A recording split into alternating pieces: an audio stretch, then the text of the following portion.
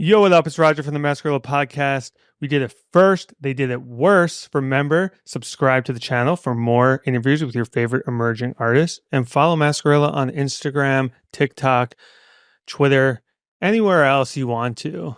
We got NXCRE in the office. And if you didn't notice, he was yawning because it's the earliest podcast we've ever recorded. Wait, is it actually? Yes. Oh, sick. What time is it? It's not even that early. It is at 10:20 a.m., which is a normal, acceptable time. Oh, But most artists, they say they're going to show up at 4 p.m. yeah. They're late. It's 7 p.m. I'm still here waiting for them. We're recording so early because you're in town for about a week and you are incredibly busy. You have a song going absolutely viral right now called Usurper. Yeah. So you're in LA, you're meeting people, you're shooting videos, you're in the studio. I want to get to that song. If you haven't heard that song yet and you're watching this, you should watch the music video first and then watch this. But we got a lot to get to before we get to what's going on right now. Yes, sir. You have an incredible story. Yeah. You were born in Israel. Yeah. No. I was born in the United States. I moved there when I was like 2 months. Where were you born? Atlanta. And why'd you move there? My family's from Israel. Okay. Yeah. So what led to, okay, now you're 2 months old and we're going to go back to Israel, or what? Oh, at that point, that's like my mom's story, Yeah. That's like my mom's lore. And we have NXCRE's mom coming in. No, imagine. But so you grew up in Israel. Yeah, 100%. What was that like? It's interesting because growing up there, you kind of get indoctrinated in fear, if that makes sense, And I mean, I could take this in various ways because whether it's my complexion, whether it's the type of hair that I have, whether it's just the overall environment and the situation there in general. I mean, growing up there for me was, I would assume, different than most people out there. Aside from that, I think I had an interesting childhood, because you grow up there. The way that it works, it's not like big suburbs. You don't see that much of that anywhere, really. You live in like a small city, right? Mm-hmm. So everything's walkable. You get to be closer to your neighbors, closer to a community sense, right? And that's cool. I had a lot of close friends who eventually throughout my life, I started to drift apart from them because, I'm over here. People out there kind of have a set path. You finish high school, you got to go straight to the army. I moved out here when I was 14, so like the army wasn't that's not something that I experienced. And even the army is a whole different experience for a lot of people. I can't speak on it. Yeah, I grew up there. You learn religion early on, like in elementary school, like you gotta, how you guys have the Pledge of Allegiance, right? Mm-hmm, yeah. We have morning prayer, right? Oh, interesting. Yeah, so we're praying every single day.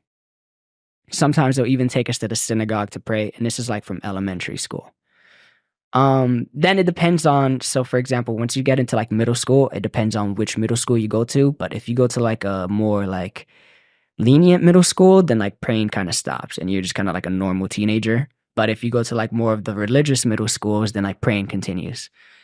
And ooh. Yeah, I'm trying to figure this out. So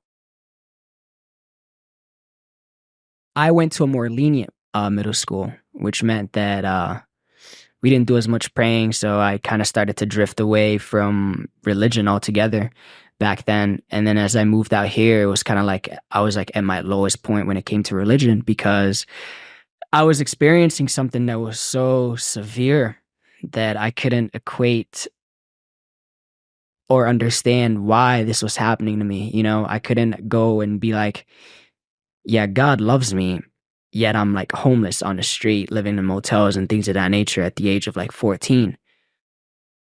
Now it's a completely different story, but back then it was like I was trying to figure out why God hates me, you know, why am I being punished in this way? Because then I start going back, I'm like, was I mean to people when I was younger? Was I mean to homeless people? Like, what is it? Like, why am I suffering this way? And now when I look back, I understand that the reason why I went through all of that is so that I can be here today and inspire those who are going through it right now, you know, so that I can be somewhat of a light to kids who are, you know, are going through financial situations. Parents are divorced or whatever it may be. Like, I feel like that's my responsibility now, is to shine some light on those people and show them that there is light, you know, ahead of that tunnel in that world that they're currently trapped in. Man, so wild that by the age of 14, you had already lived such a life. Because I interview a lot of young artists, young rappers, and we fall into this very similar story that everyone says of like, yeah, I was in middle school playing basketball, and then I found X and I started recording music, and my mom had no idea. Meanwhile, you're in like a war-torn country growing up. Yeah. You moved to the United States when you're 14 with your mom and your brother, and Yeah. you're literally homeless. Yeah. By happenstance, you ended up in a town right next to where I grew up. Crazy, right? And Lil Peep grew up. Yeah. And I know exactly where you were living. Don't say anything just yet, man. It's still public. I won't say anything. Thank you. But you didn't grow up in great circumstances. No. What was the transition like on a very basic level, just as a kid, going to high school in America, being homeless? Like, what was that experience like? Yeah, it's pretty unfortunate because I always used to have dreams about coming to America, living out here, you know, the white picketed fences and the big homes with 2-story houses. Yep. That's not something you see out there, you know? So I was always excited, and I thought that when we would move to America, that would kind of be my experience. It's tough because first things first, I mean, as kids, we're insecure, right? So any little thing can be like a huge detrimental to our development, just in a social way, right? So off the bat, I get introduced to a new school, which is already tough enough. Like, I know for kids who have to move around a lot, you know, it's so hard to find a community because you move so much that, like, say you finally built a group of friends that you really like, right there, you just have to like leave that all behind, Right. move somewhere new, and then trying to start that all over again is like very difficult because everyone already is kind of like clicked up, right? So now you're just kind of like an outsider.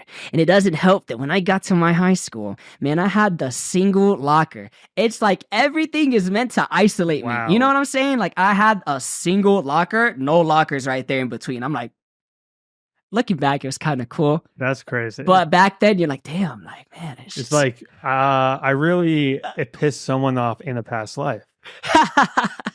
Hey, man. But everyone, like I said, everyone's clicked up. So trying to figure out like, oh, where am I going to sit in middle, like and then this was a new thing for me. It's like, whoa, this is a cafeteria. Like, we don't have that in Israel, you know? And is American culture pervasive enough in Israel that you were familiar with like the foods or the TV shows or the music or whatever, or was it a culture shock of on even that level? So I say this pretty often, but like the type of music that comes to Israel usually, at least back then, I know now like it may be a little different, but back then it was like what's reaching you is top 40, right? If Meaning not, like the radio. Yeah, if it's radio, like mainstream pop, right? If it's like underground stuff, not really. Like, you really have to do your own digging, right? But back then it's like on the radio is like Lady Gaga, Kanye, Katy Perry, like the classics, right? And now moving to the US, it's a different culture shock, especially New York. You know, New York has its own culture, its own language, its own everything. You kind of have to adapt and adapt quick, so you're not seen as as an outsider, right?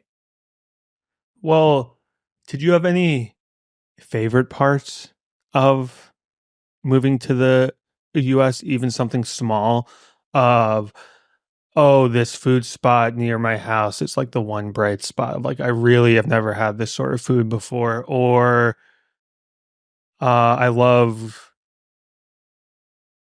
this sports team. Or like, was there anything that was like, oh, this is fun and exciting? Or was it all just complete mayhem, mental warfare? It's kind of mental warfare, to be honest. Dude. I mean, you're living in a closed and quartered space with two other people. The walls are super thin. You're hearing everything from the other sides. Like every other day, there's like cops and You grew up in a motel. yeah. So there's like cops and like ambulance coming in there every other day. Like there's a lot of fighting. There's a lot of just everything bad with like human society kind of like exists in this very small contained space. And as a 14-year-old kid, you're just like you're consuming all of it, you know? Is your brother older or younger? Older. Yeah. Okay. Yeah. So was he also in the same high school, or he was older? No, much older, yeah. Okay. So he just he was going through it with me, but in a different way, you know. Right. Yeah.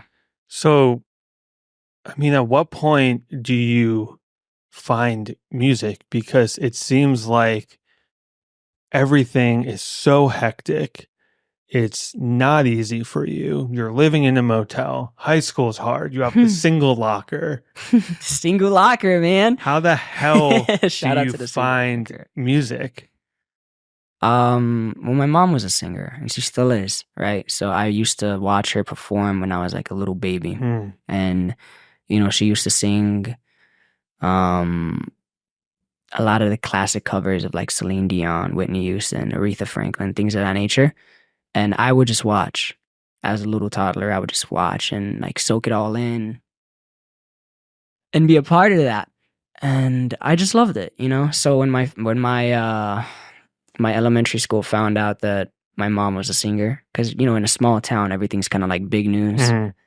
They're like, yeah, you're right there. You're a singer as well. So I've always been a part of music. And It's by always been in me. singer, Yeah. I'm sure fans are going to be like, oh, he's an industry plant. Oh, yeah, no. She used to sing on the street. Like, Right. yeah, Okay. she used to like busk, right? Okay. So I would sit there and watch her busking. Yeah. And it was beautiful because she always like people, you know, people are super busy with their days. They have things going on. Everyone's in their own world, but she somehow managed to stop them just for a second, you know, and have them like pay attention to her. And that was pretty because all of a sudden somebody's mood changed, you know, and they always come up to her like, hey, listen, I had a really bad day, but your voice like changed that for me. And then other people would come and they're like watch and just dance and stuff like that. It was pretty, you know. That's so cool. So I'm just like a little baby watching her do this, like singing like really beautiful songs, like I'll always love you, right? And like classic. yeah, so that was that case. And eventually I would sing around the house when I was like, really young. Like to test my range, I'd always sing like Aha by Take On Me. You know? Classic. And like obviously Michael Jackson was a huge inspiration as well. So music was always there. And on the flip side, my dad just loves playing music all the time. He would play like he's a huge rap fan, right? Which is the funny part. Like he loves like he'd be like, oh yeah, Snoop Doggy Dogg. Like he's like Dr. Dre. Like he loves the classics. He loves them. So wait, so what is the accent so that you're doing here? It was pretty. The last one was pretty bad, but he's like, but he's Israeli, right? So they have like that Okay. strong like, Okay. oh Dr. Dre, right? Yeah. So like, It's, Snoop Doggy Dogg. Yeah, he loves those. So when I hear you speak, and when I hear you speak, yeah, I almost hear a slight tinge of like a Toronto. that's funny you mentioned that. I was actually gonna bring that up too because people are always like, "Are you from Toronto?" And I'm Yeah, like, you sound a little. "No, I am not from Toronto. Like, I've never been to Canada." You know, like you have like that Drake very subtle. It's very subtle in Yeah. certain words. No, it's like this broken mix of Hebrew and English accent. Interesting. Yeah.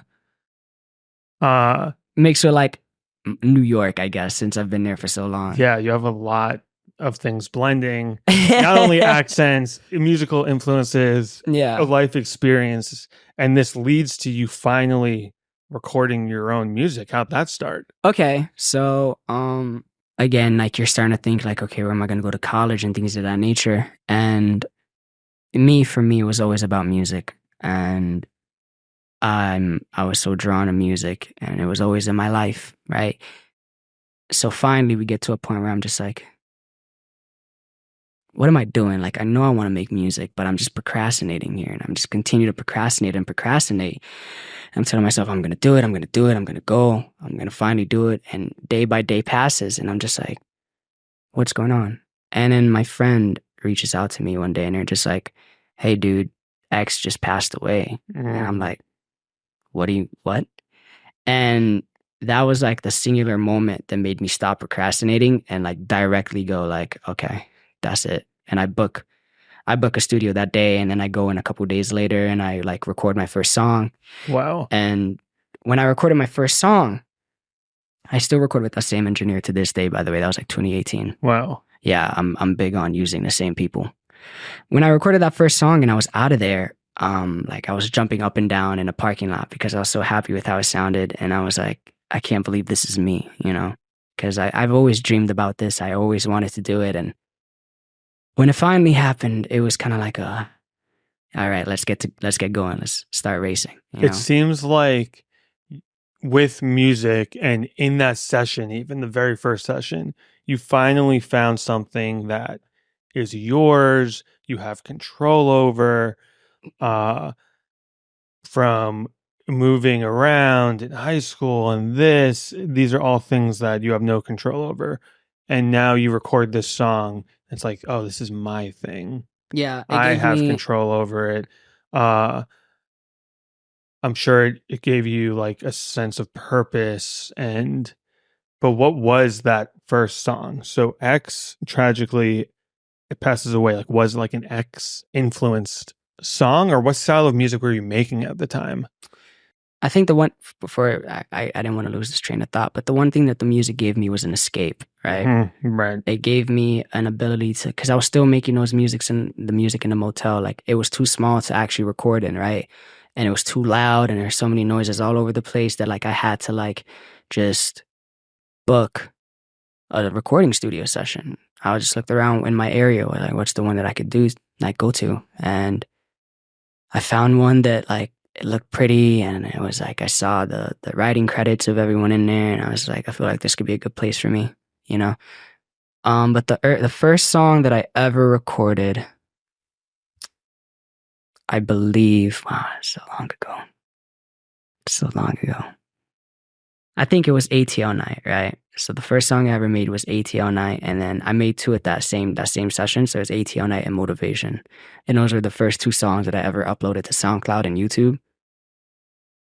And they're two different styles, but in the same world. So one of them is kind of like a more like, you know, back at the time, distorted 808s was a big thing, right. And like a more heavier atmosphere.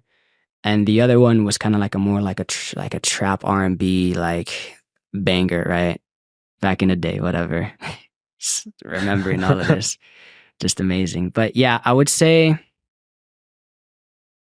in regards to whether X was an influence, I mean, for sure, because he was everywhere in 2018, 2017, you know? Yeah. And that specific SoundCloud era that was like being ushered in at that time was just so different.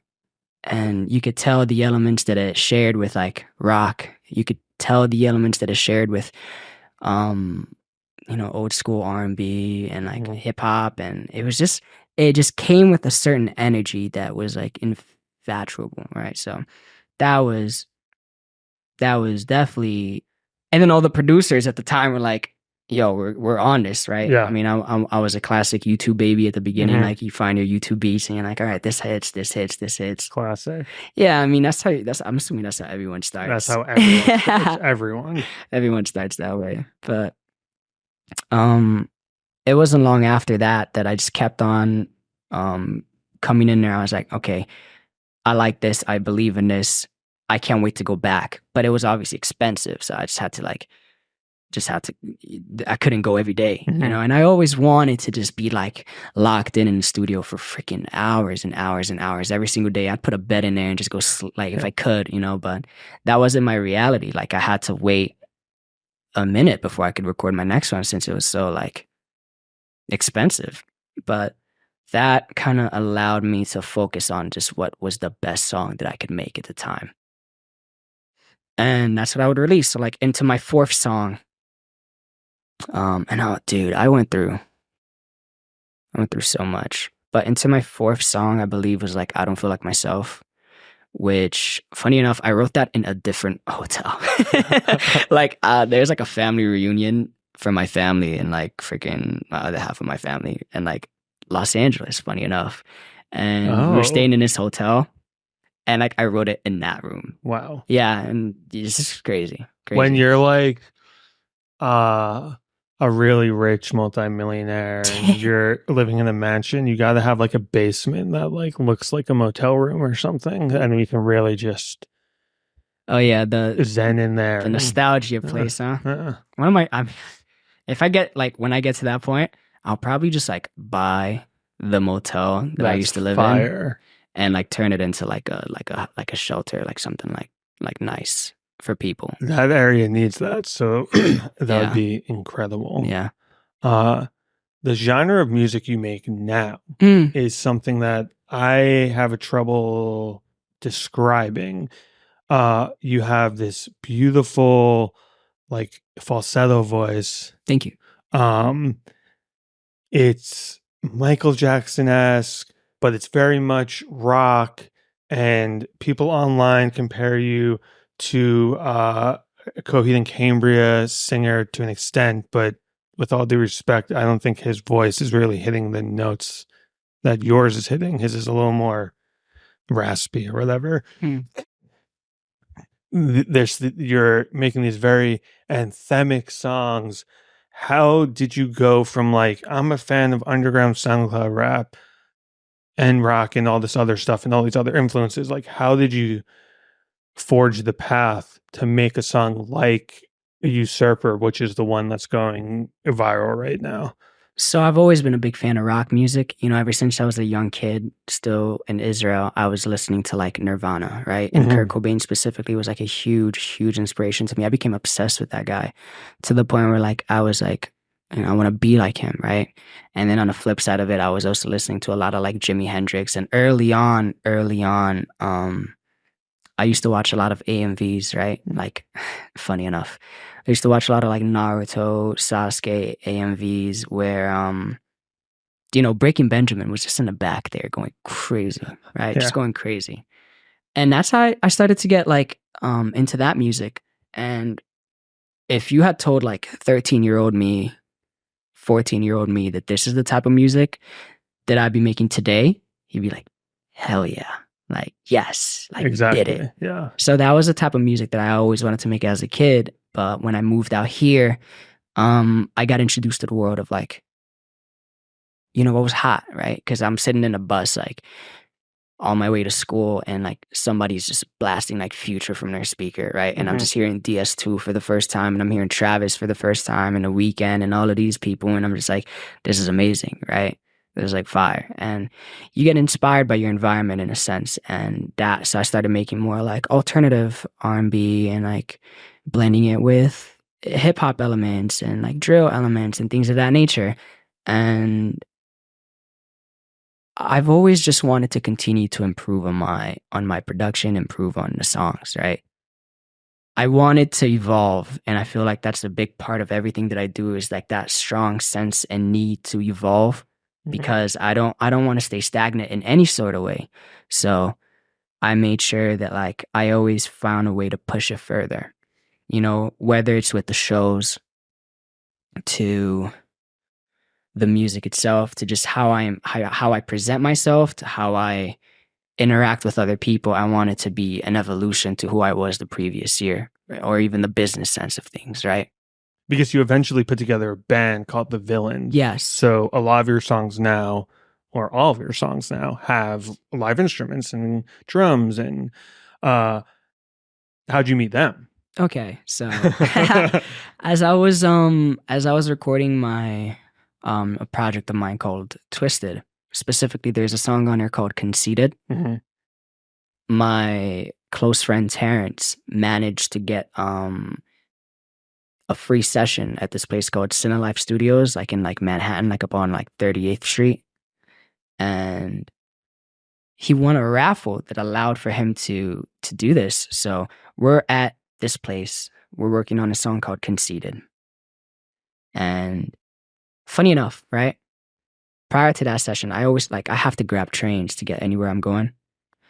And I'm so big on punctuality. Like I cannot stand not being on time to things. It kills me inside, right? But at the same time, it also takes me like a minute to get ready. I wait until the end of it, like into the last minute to get ready, which always it just leaves me having to rush. You right? can't really do that in LA because the traffic is always longer than what it says, and yeah. So I'm literally running to grab the train because if I miss it, living in Long Island, goodbye. You have to wait for the next hour, another hour. Yes, this is how I grew up. I'm literally running to this train. So funny. Running. I'm like, please, if I make this train, I'm telling myself in my head, if I make this train, I'm gonna make a hit. If I make this train, I'm gonna make a hit. If I make this train, I'm gonna make a hit. Like, I will write a hit. I fall right at the steps, right? And the door is open. And I have like my guitar and everything. I just fall. I get up as fast as I can. Freaking pants are ripped. I'm bleeding. Oh my God. I managed to walk into the train right before the door closes. And I'm like, okay, thank God. That's what I'm in my head. In my head, right. I'm actually... Yeah. God. So I get there. We start on this song called Conceited. In the lyrics, I'm literally writing like, I'll walk 1,000 miles, went to my heart. Yeah, so I'm literally talking about that same experience of me falling and So interesting. Yeah, but as I was writing this song, one of the employees at that studio was just like, it's really good. And then we ran out of time and he was like, look, dude, I'm willing to pay for your session so you can keep going. That's just so unreal. that, just so that you can keep this up because I really love what you're doing here. And then me and him started to get close. I started to talk to him about the band. I mean, not the band. I started to talk to him about the live shows and what I'm doing and what I'm inspired to do. And I was like, I want to really up the live shows. Because at the time, I was just performing with my live track. And I was like, how can I make the shows hit different? And I was like, that's probably I'm going to need instruments. I'm going to need a real band. So I told him I want to take it to the next level. I want to start a band. I want to have instruments behind me as I perform. And he was like, I mean, if you're serious, I'm a drummer. And I was like, that's crazy.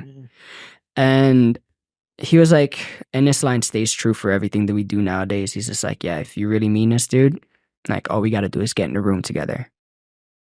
That's a saying that carries 90% of everything that we do. All we got to do is get in the room together. So I was like, okay. I booked a rehearsal studio at this place called Funkadelics up in Manhattan. Again, I live in Long Island, so I have to get to places early. So I get there 30 minutes early, right? I walk in, I'm like, damn, I'm gonna wait 30 minutes, do nothing.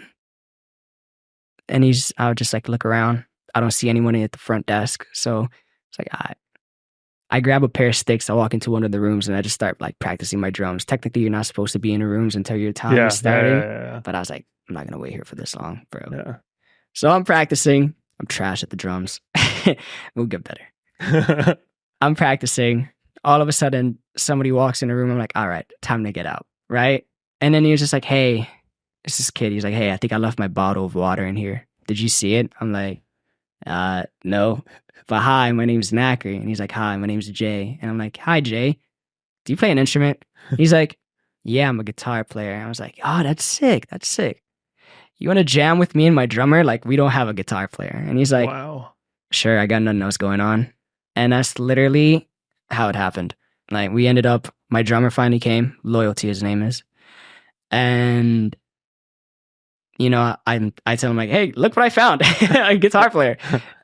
His name is Jay, right? The guitar player. And the first time that we jammed, it was like off the rip, just like really, really good. And we're just kind of looking at each other like, that was pretty interesting, right? And like, they're like, yeah, like, it's interesting. And then I started showing him my songs. I was like, hey, can you like learn this so we could like play it? And then I started showing him some demos. So like, I had this one on my phone. It's like, just kind of like a little piano stuff and kind of like atmospheric. And that's what turned into Usurper. And from there, it's just been like, all right. I mean, we sound great. I even have I have the first time we ever practiced Usurper on my phone. Wow. Yeah. And at the end of it, I go, that's the one.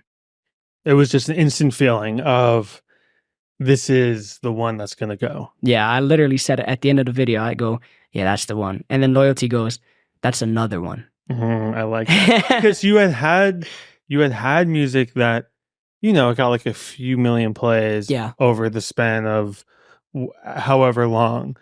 But it seems like this is the one that seemed to immediately work. But even with that being said, it was released a year ago. And over the past few months, it started to go viral and YouTube shorts and all of this. But I think a lot of the times when a song goes viral, it's an artist being like, oh man, I woke up one day and I saw a video and it was crazy. But you've been running your YouTube channel, right? Well, the song did blow up on so it started on TikTok. Okay. And I remember first I teased it, nothing happened. It's like, all right, whatever. Like, whatever. Then one day I post another video of it, right? I go to bed, I wake up, I look at my phone, I'm like, what is this?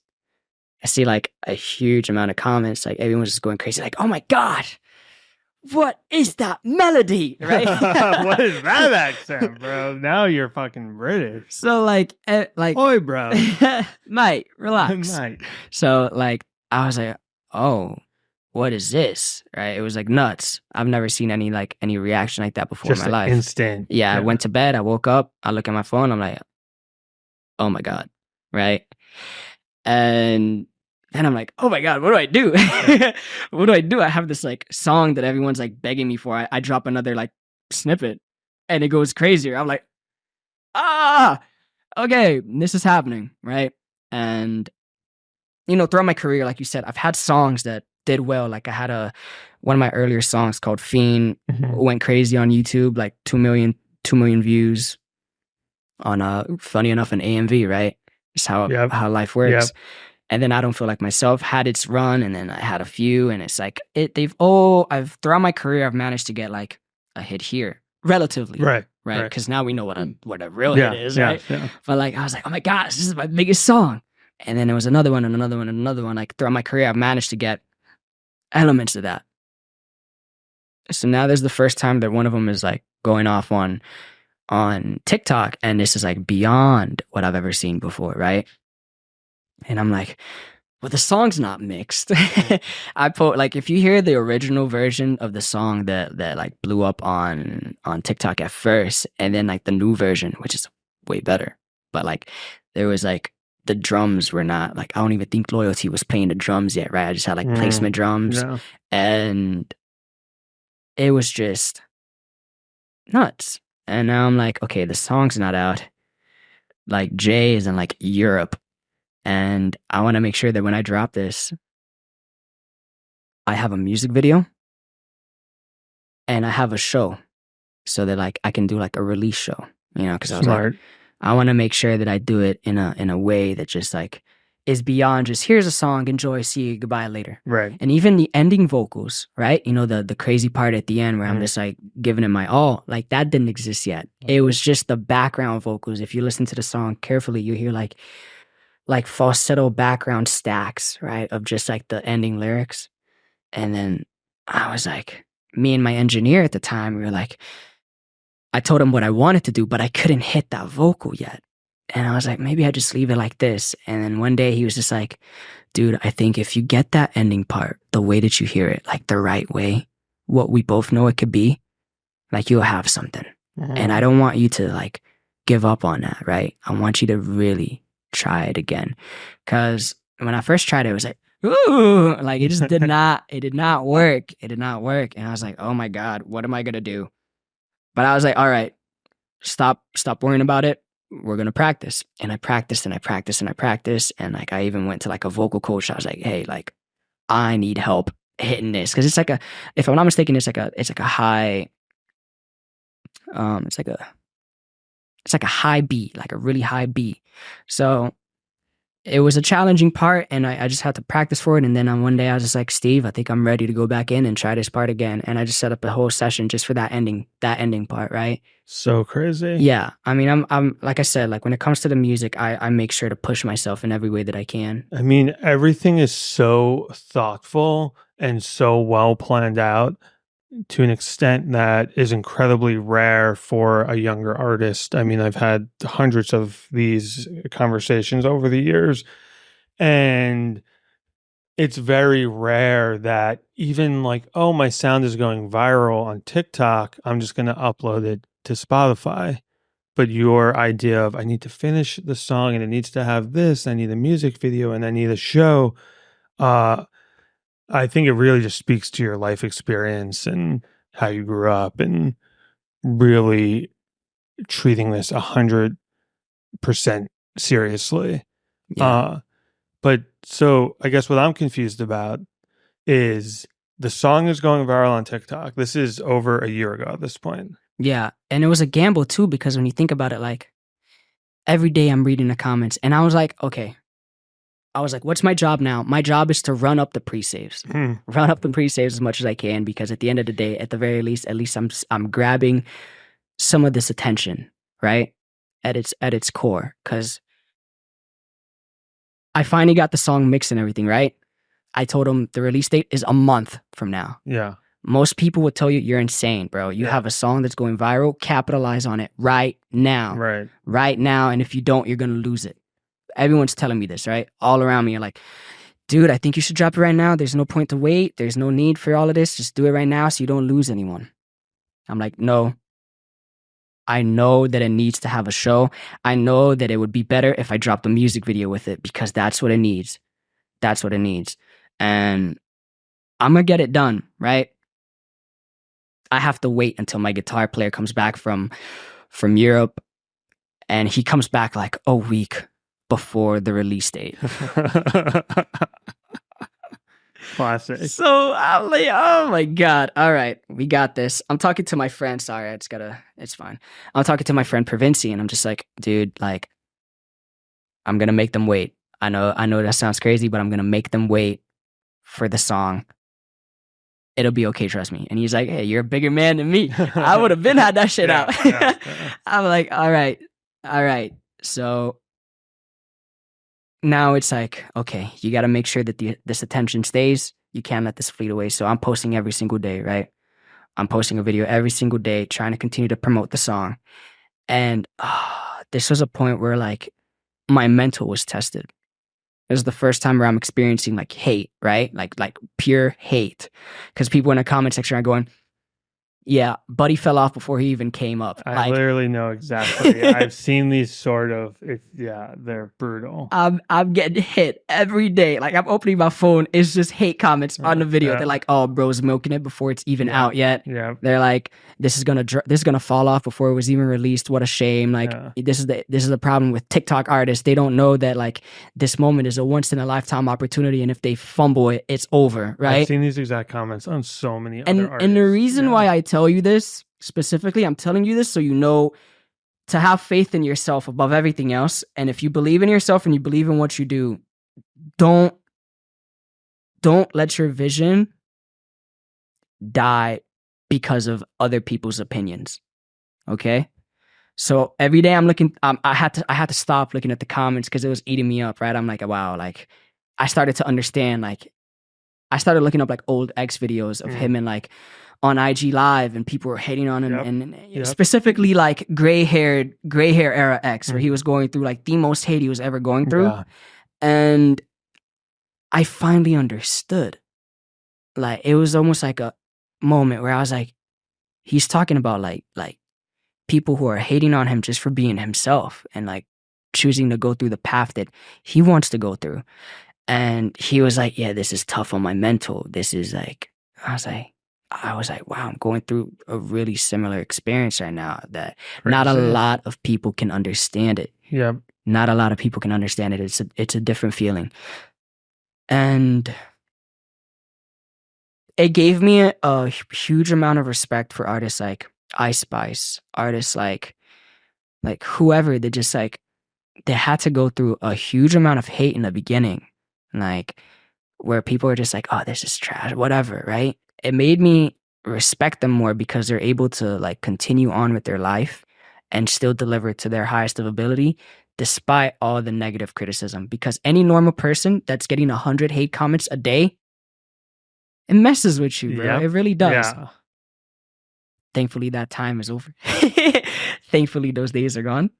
But that was a big moment where I gained a newfound appreciation for a lot of artists that I wouldn't have been able to get if I didn't experience that myself, you know? So I feel like every artist should, I want to say every artist should go through that. That's crazy. Well, every artist will, if their career progresses and it keeps going up, they will be faced with that. Yeah. Fans absolutely forget that artists are human beings. Yeah, 100%. And like, I don't think if a fan could just think, hey, if someone randomly commented on my Instagram post as a normal person and they were just like so mean and hateful, that would like stick with me for the day or the week, and I'd be thinking about it all the time. So like, why is it okay for 1,000 fans to comment hate? I don't know. I think a lot of these kids hopefully are like 12 years old and they can't process that. It would be a real embarrassing shame if people leaving these comments were adults. But anyway, you release the song, it gains some traction. It goes crazy. It goes crazy. But what I'm confused about is a year later, right now, the music video has gained millions and millions and millions of views over the past month. So you hear a lot about old songs on TikTok going viral, but like old songs from like 2010 or something. And you obviously hear about brand new songs going viral. It is pretty rare for the same song to have multiple viral moments, especially this close together. It's only been a year. Why is it going viral again? And is it because you've been refusing to let the song not reach its full potential? That's 100% it. Yeah. I remember I watched this interview, and I'm a huge student of the game, so I make sure to watch like a lot of interview by artists. And one of the main reasons is why I'm doing this one. But I remember watching Fetty Wap talk about, I think it was like Trap Queen. And he was just like, I pushed that song for a whole year. I knew that was the song, so I just kept on pushing it for a whole year. And I never stopped. And I was like, I'm going to push my song for a whole year. Like, I don't care. I don't care. I don't care. I don't care if you think it's this. I don't care if you think it's that. This is the song. I know what it could do. I know what it's doing. I believe in it. This is my job. I'm working. And one of those strategies has been YouTube Shorts. It was everything. But it's I mean, everything. It's been Instagram, it's been TikTok, it's been YouTube, it's been every single thing that I can imagine. It's been years of experience to get to the point where I can finally go, okay, this is this. Because I've tried the playlists. Yeah. I've tried the influencer marketing. I've tried the gatekeepers who tell you that if you want this song on here, you got to pay this amount and this amount and this amount. And I've tried it.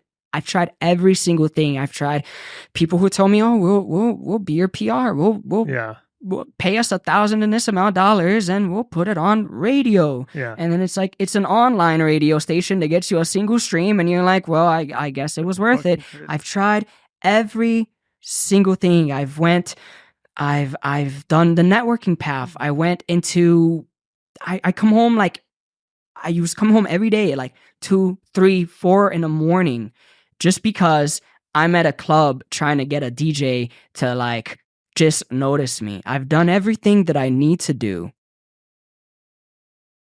to make sure that this is a success. That's my job. And to clarify, it's essentially just you. Yeah. There's no label. No. There's no money, whatever. No. You've just made it your life goal to succeed at any cost. Yeah. And obviously, we just spent probably an hour speaking about... It's been an hour? I would imagine so. We just spent an hour speaking about why. I'm obsessed with it. This is my job. This is what I love to do, and this is what I'm going to continue to do. I don't know. I don't want to say forever. That's kind of crazy, but like, I mean, I started my own record label, so, Fiend Records, because I was like, if they're not going to come to me, I'll just build it myself. Yep. They weren't coming to me. I built it myself. I ended up building my own recording studio with help of very close people. Thank you, Daniel. Thank you, Sam. I was like, I want to stay in the studio. I can't afford a studio. I'm going to build one myself. And I'm going to work there every single day.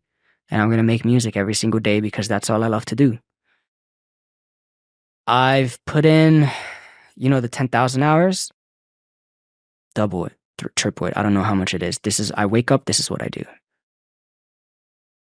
What would you say? Everything is so carefully planned out. Everything has a reason. What would you say is next in this process for you? I want to tour. I want to tour, and I want to be on the road for a very long time. Yeah. Like that's my dream. My dream is to be able to connect with everyone who supported me and is connected to the songs and loves them. I want to be able to give them the best of me because I work hard on the music. I work hard on the show aspect of things. I work hard on a lot, and I want to make sure that those people who give me their attention, who give me their love, their support, I want to make sure that I show them that I appreciate it and that I don't take it lightly, and that I give them the best of me that I can every single time that I step in the studio or I step on a stage or whatever it may be. I give them the best of me that I can at that specific time. I mean, I normally end these interviews with, do you have any advice for young artists? This entire interview is one long piece of advice, I guess. But if you had to sum it up, someone watching this, they're going to leave inspired. What's the very short advice for how to follow their dreams? Believe in yourself. It's very stereotypical, but you come to find out that those positive catchphrases and all that stuff, they're true. So believe in yourself, believe in your ability, always strive to be the best version of you that you can, and never stop. NXCRE, thank you so much for coming on the podcast, bro. You have an incredible story, and I am very thankful that you shared it with me. Hey, man, I'm grateful to be here. Thank you so much for having me.